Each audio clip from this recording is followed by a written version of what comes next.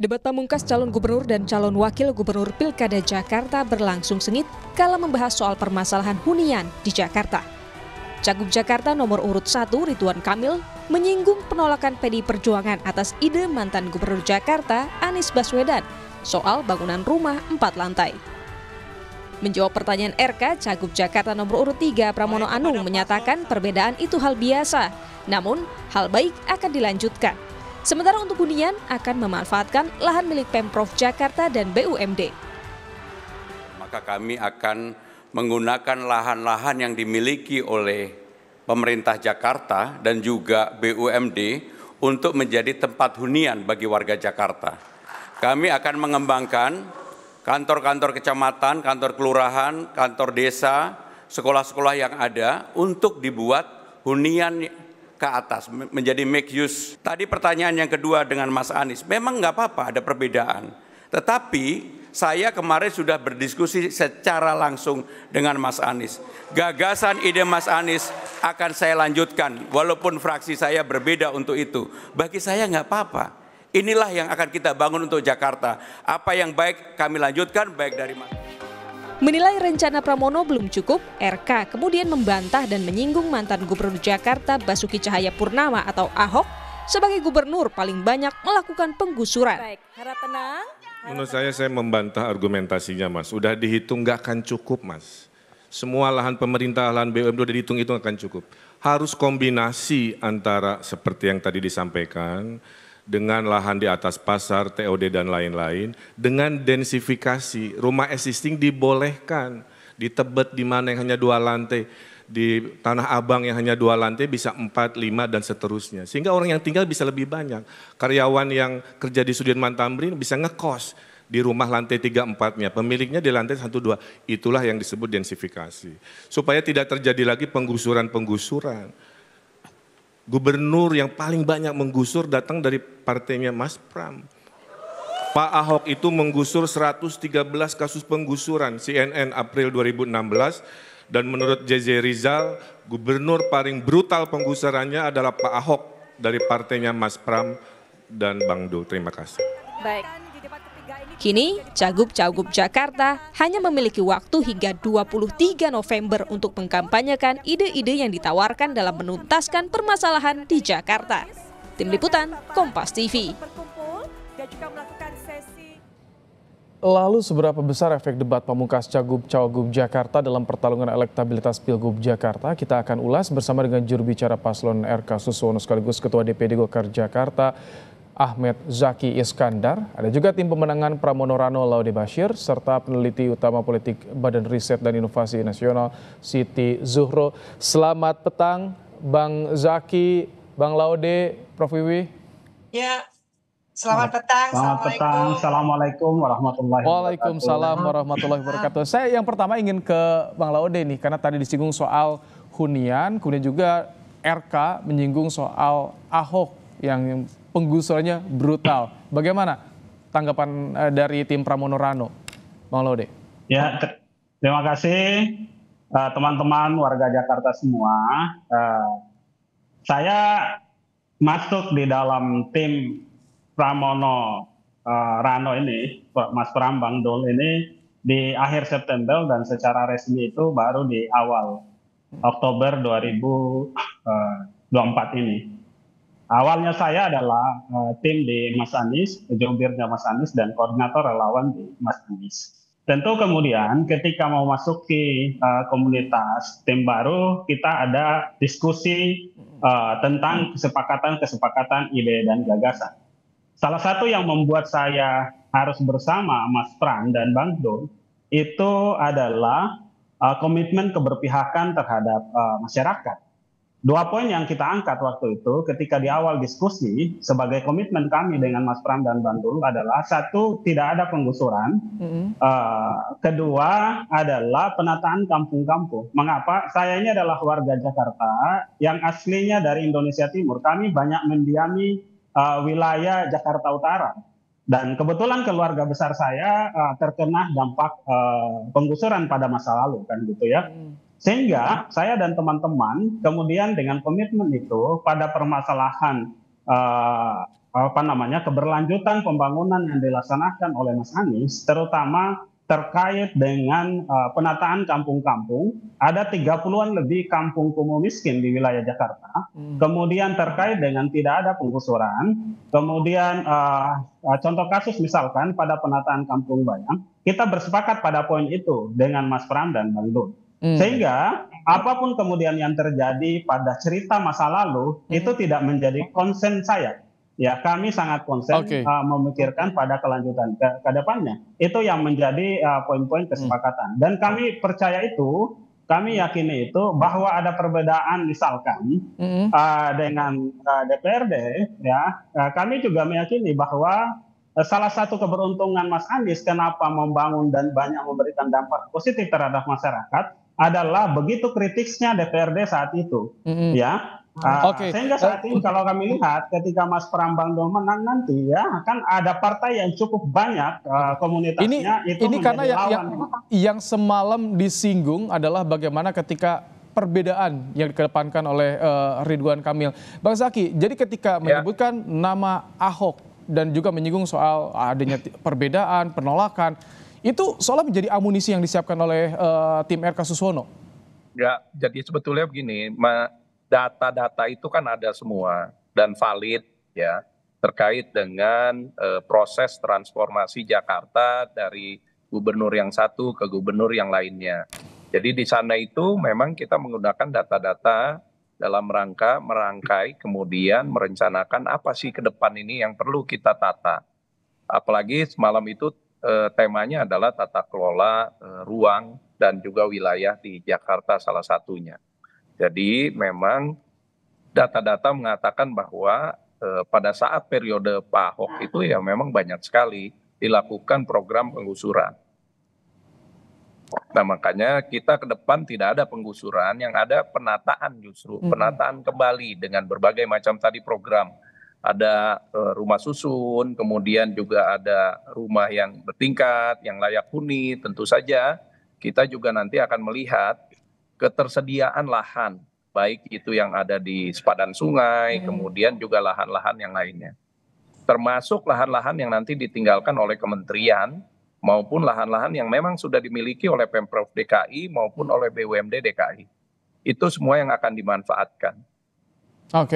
Prof Wiwi, dengan melihat adu argumen yang terjadi semalam, bicara soal pemanfaatan lahan, Ahok, penggusuran, bagaimana Anda membaca ini yang bisa diterima publik menanggapinya seperti apa nanti? Ya, tentunya menurut saya ini bagus ya, adu program gitu ya, dengan tentunya sebelum starting point-nya kan mengevaluasi apa yang menjadi kebijakan Pemprov DKI Jakarta 10 atau 15 tahun yang lalu, 10 tahun yang lalu dan sebagainya tadi itu. Maka ketika dikomparasikan dengan mengacu pada kepemimpinan gitu ya, kepala daerah seperti Pak Ahok, seperti Pak Anies tadi itu, ini yang standingnya untuk dikuatkan bahwa saya akan mengambil satu kebijakan yang seperti ini. Jadi tidak menggusur tapi menata kan gitu, menata ulang. Dengan menggunakan tentu karena konteksnya beda, yaitu peluang-peluang lahan yang kemungkinan banyak ditinggal karena ibu kotanya pindah ke Kalimantan Timur, itu satu contoh. Nah ini yang dibutuhkan tentunya oleh pasangan Ridho untuk mendobrak satu kebijakan-kebijakan baru yang ini kan debatnya pamungkas, maka kesempatan itu ingin dikulminasikan dengan memperkenalkan gitu, mengintroduksi satu kebijakan-kebijakan baru yang nantinya berdampak terhadap elektoral. Nah, di sisi lain tentunya dalam hal ini memang yang berhadapan langsung itu adalah paslon 1 dan 3. Maka yang 3 juga mencoba mengevaluasi gitu ya, dan mengatakan bahwa sekarang sudah ada tambahan amunisi dukungan dari Abah Anies kan itu ya. Nah ini yang dukungan tambahan tadi itu memperkuat tentunya gitu bahwa tingkat lanjutkan apa yang sudah dilakukan di program-program pemerintahan Pak Anies Baswedan waktu itu akan dilanjutkan itu. Jadi ini sebetulnya betul-betul ingin bertanding siapa kebijakan yang ternyata disukai oleh masyarakat. Jadi apakah menata gitu yang ada tidak menggusur, tapi menata dengan plus-plusnya, program barunya gitu ya. Karena Mas Ridwan Kamil ini kan ahli tata ruang gitu ya, seorang arsitek kan gitu. Nah ini yang juga diungguli oleh Mas Pramono Anung gitu dalam hal ini ingin mengatakan bahwa programnya akan dilanjutkan karena Anies dianggap berhasil. Nah, selain materi debat juga yang disorot tadi, ada tokoh yang dikaitkan soal klaim dukungan dari tokoh. Bicara soal dukungan Anies, bagaimana dari tim Pramono Rano, Bang Laude? Apakah nanti akan ada terbuka, Anies declare secara terbuka mendukung Pramono Rano? Kapan itu rencananya? Ya, saya ini aslinya sebagai saya katakan tadi, sejak 2016 itu adalah asabikunal awalun timnya Mas Anies kan gitu ya. Berlanjut kemudian ketika Mas Anies calon presiden pun kami juga tidak bergeser, tetap asabikunal awalun juga yang mendeklarasikan untuk mendukung Mas Anies maju di kontestasi presiden yang pada akhirnya berpasangan dengan Caimin dari PKB. Nah, ini sudah jelas. Kemudian bersama saya di gerbong-gerbong awal itu misalkan ada Bang Ding Benyamin, ada Bang Haji Guru Tirta Lunggana. Kemudian belakangan pasca adanya kunjungan Mas Pram dan Bang Dul ke rumah Mas Anies itu sangat banyak sekali teman-teman di ring satunya Mas Anies, sebutlah Bang Sahring, Bang Geis, Mbak Tata, bahkan semuanya tadi malam tampil di belakang Mas Pram.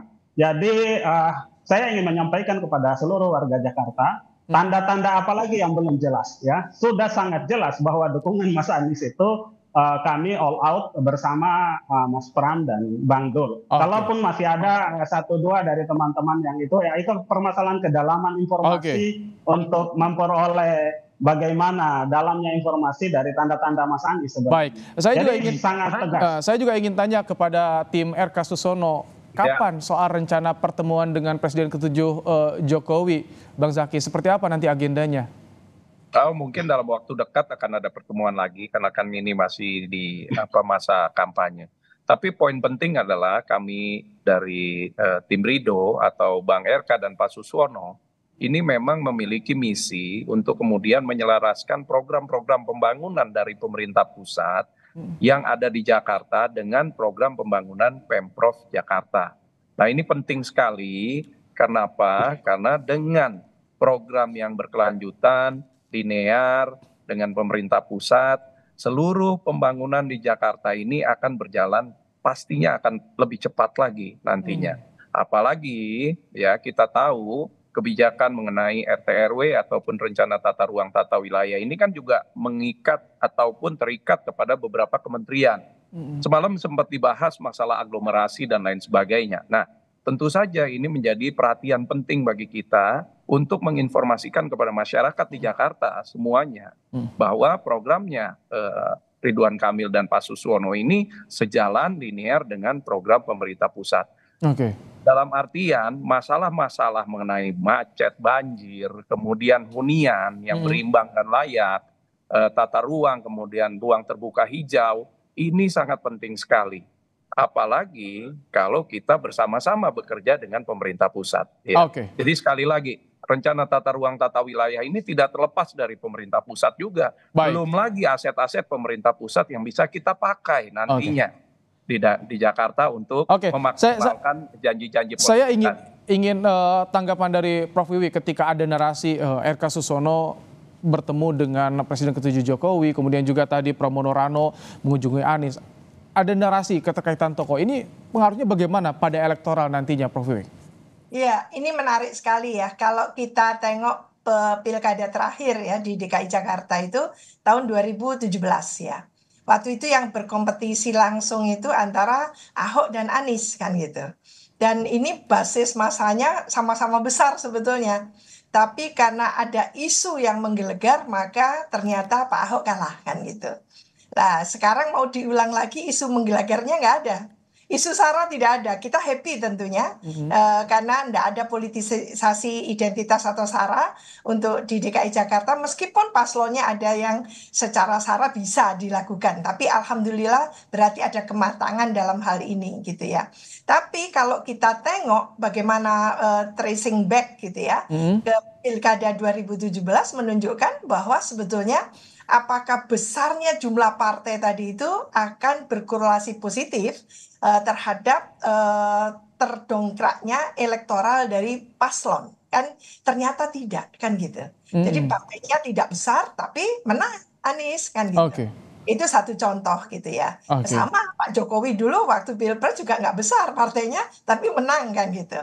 Nah, jadi artinya apa? Ketokohan. Lah sekarang sama-sama meminta dukungan. Sebetulnya ceruk dukungan yang real, yang besar itu apakah ada di Pak Jokowi atau di Pak Anies? Itu yang ditunggu ya. Lah ya, ini menarik ya menurut saya. Jadi masih tidak bisa digaransikan bahwa dukungan Pak Jokowi akan memenangkan atau dukungan Anies memenangkan. Ini jangan lupa juga ada Pak Prabowo di sana. Debat sudah usai dan kini saatnya para paslon bertemu dengan warga, tentunya menggali, mencari dukungan lebih banyak lagi. Kesempatan terakhir nih. Terima kasih Bang Zaky, Bang Laude, Pak Wiwi telah bergabung di Kompas Petang sore hari ini.